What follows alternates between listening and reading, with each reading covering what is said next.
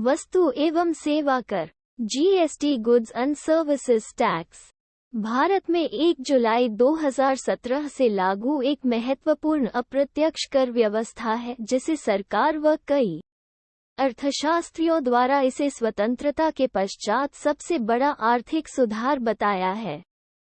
इसके लागू होने से केंद्र सरकार एवं विभिन्न राज्य सरकारों द्वारा भिन्न भिन्न दरों पर लगाए जा रहे विभिन्न करों को हटाकर पूरे देश के लिए एक ही अप्रत्यक्ष कर प्रणाली लागू हो गई है। इस कर व्यवस्था को लागू करने के लिए भारतीय संविधान में संशोधन किया गया था। वस्तु एवं सेवा कर परिषद द्वारा संचालित है। भारत के वित्त मंत्री इसके अध्यक्ष होते हैं।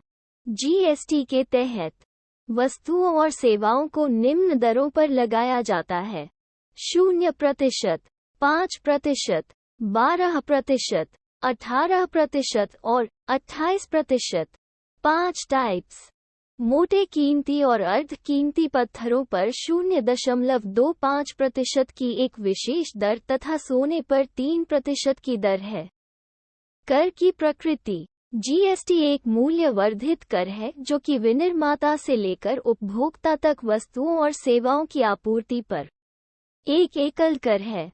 प्रत्येक चरण पर भुगतान किए गए इनपुट करों का लाभ मूल्य संवर्धन के बाद के चरण में उपलब्ध होगा, जो प्रत्येक चरण में मूल्य संवर्धन पर जीएसटी को आवश्यक रूप से एक कर बना देता है।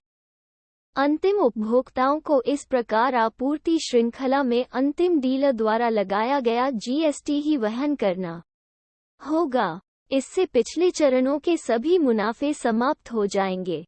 चुंगी सेंट्रल सेल्स टैक्स सीएसटी, राज्य स्तर के सेल्स टैक्स या VAT, entry tax, lottery tax, stamp duty, telecom licence fee, turnover tax, बिजली के इस्तेमाल या बिक्री पर लगने वाले टैक्स, सामान के ट्रांसपोर्टेशन पर लगने वाले टैक्स इत्यादि अनेकों करों के स्थान पर अब यह एक ही कर लागू किया जा रहा है। जीएसटी पंजीकरण प्रक्रिया: आप सरकारी पोर्टल के माध्यम से जीएसटी के लिए ऑनलाइन पंजीकरण कर सकते हैं या आप जीएसटी सेवा केंद्र में पंजीकरण कर सकते हैं। संभावित लाभ: वित्त मंत्रालय द्वारा जारी विज्ञप्ति के अनुसार इस व्यवस्था से निम्न लाभ संभावित हैं। व्यापार और उद्योग के लिए आसान अनुपालन, पारदर्शिता, एक मजबूत और व्यापक सूचना प्रौद्योगिकी प्रणाली भारत में जीएसटी व्यवस्था की नींव होगी। इसलिए पंजीकरण, रिटर्न भुगतान आदि जैसी सभी कर भुगतान सेवाएं करदाताओं को ऑनलाइन उपलब्ध होंगी, जिससे इसका अनुपालन बहुत सरल और पारदर्शी हो जाएगा। कर दरों और संरचनाओं की एकरूपता: जीएसटी यह सुनिश्चित करेगा कि अप्रत्यक्ष कर दरें और ढांचे पूरे देश में एक समान हैं। इससे निश्चितता में तो बढ़ोतरी होगी ही, व्यापार करना भी आसान हो जाएगा। दूसरे शब्दों में जीएसटी देश में व्यापार के कामकाज को कर तटस्थ बना देगा, फिर चाहे व्यापार करने की जगह का चुनाव कहीं भी जाए। करों पर कराधान, कैस्केडिंग की समाप्ति, मूल्य श्रृंखला और समस्त राज्यों की सीमाओं से बाहर टैक्स क्रेडिट की सुचारू प्रणाली से यह सुनिश्चित होगा कि करों पर कम से कम कराधान हो। इससे व्यापार करने में आने वाली छुपी हुई लागत कम होगी। प्रतिस्पर्धा में सुधार: व्यापार करने में लेन देन लागत घटने से व्यापार और उद्योग के लिए प्रतिस्पर्धा में सुधार को बढ़ावा मिलेगा। विनिर्माताओं और निर्यातकों को लाभ: जीएसटी में केंद्र और राज्यों के करों के शामिल होने और इनपुट वस्तुएं और सेवाएं पूर्ण और व्यापक रूप से समाहित होने और केंद्रीय बिक्री कर चरणबद्ध रूप से बाहर हो जाने से स्थानीय रूप से निर्मित वस्तुओं और सेवाओं की लागत कम हो जाएगी। इससे भारतीय वस्तुओं और सेवाओं की अंतर्राष्ट्रीय बाजार में होने वाली प्रतिस्पर्धा में बढ़ोतरी होगी और भारतीय निर्यात को भी बढ़ावा मिलेगा। पूरे देश में कर दरों और प्रक्रियाओं की एकरूपता से अनुपालन लागत घटाने में लंबा रास्ता तय करना होगा। केंद्र और राज्य सरकारों के लिए सरल और आसान प्रशासन। केंद्र और राज्य स्तर पर बहुआयामी अप्रत्यक्ष करों को जीएसटी लागू करके हटाया जा रहा है। मजबूत सूचना प्रौद्योगिकी प्रणाली पर आधारित जीएसटी केंद्र और राज्यों द्वारा अभी तक लगाए गए सभी अन्य प्रत्यक्ष करों की तुलना में प्रशासनिक नजरिए से बहुत सरल और आसान होगा। कदाचार पर बेहतर नियंत्रण। मजबूत सूचना प्रौद्योगिकी बुनियादी ढांचे के कारण जीएसटी से बेहतर कर अनुपालन परिणाम प्राप्त होंगे। मूल्य संवर्धन की श्रृंखला में एक चरण से दूसरे चरण में इनपुट कर क्रेडिट कर सुगम हस्तांतरण जीएसटी के स्वरूप में एक अंत निर्मित तंत्र है, जिससे व्यापारियों को कर अनुपालन में प्रोत्साहन दिया जाएगा।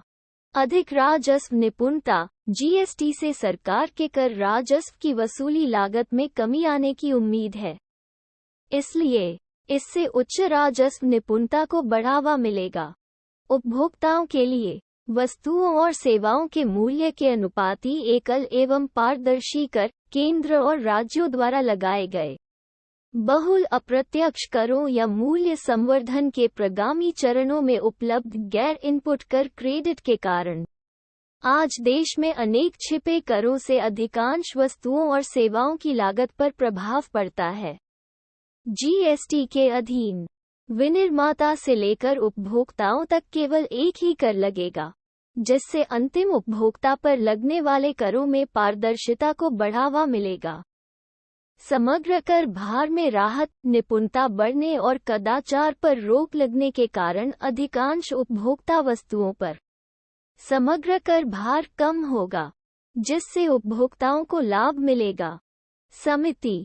इसका सुझाव विजय केलकर समिति 2002 ने दिया था। यह कर वस्तु एवं सेवा कर परिषद द्वारा निर्धारित किया जा रहा है, जिसके अध्यक्ष केंद्रीय वित्त निर्मला सीतारमण मंत्री हैं। असीम दास गुप्ता समिति ने स्वरूप दिया। राज्यसभा में असम में सबसे पहले स्वीकार कर कानून बना दिया। दरें। जीएसटी काउंसिल ने 5 तरह के कर निर्धारित किए हैं। ये 0, 5, 12, 18 एवं 28%। हालांकि बहुत सी चीजों को जीएसटी से छूट दी गई है। उन वस्तुओं पर कोई भी कर नहीं लगेगा या जीएसटी नहीं लगेगा, जबकि लग्जरी एवं महंगे सामान पर जीएसटी के अलावा सेस भी लगेगा। सरकार के अनुसार इसमें से 81% चीजें जीएसटी की 18% की श्रेणी तक आएंगी। आदर्श स्थिति में इस व्यवस्था में समस्त कर एक ही दर पर लगाए जाने चाहिए, किंतु भारत में राज्य व केंद्र तथा एक ही वस्तु या सेवा पर भिन्न भिन्न राज्यों में भिन्न दरें आदि होने से प्रारंभ में 4 दरें निर्धारित की गई, ताकि वर्तमान राजस्व में अधिक अंतर न पड़े। ये 4 दरें 5%, 12%, 18% तथा 28% हैं। आवश्यक वस्तुओं जैसे कि दूध, लस्सी, दही, शहद, फल एवं सब्जियां, आटा, बेसन, ताज़ा मीट, मछली, चिकन, अंडा, ब्रेड, प्रसाद, नमक, बिंदी, सिंदूर, स्टाम्प, न्यायिक दस्तावेज, छपी पुस्तकें, समाचार पत्र, चूड़ियां और हैंडलूम आदि वस्तुओं पर जीएसटी नहीं लगेगा। 40वां ख से कम की वार्षिक बिक्री वाले व्यापारियों को इस कर व्यवस्था से छूट दी गई है। वापसी। लगभग 38 लाख नए करदाता जीएसटी में पंजीकृत हुए हैं। इस प्रकार कुल करदाताओं की संख्या 1 करोड़ पार कर गई है। 64 लाख करदाता पहले से पंजीकृत थे।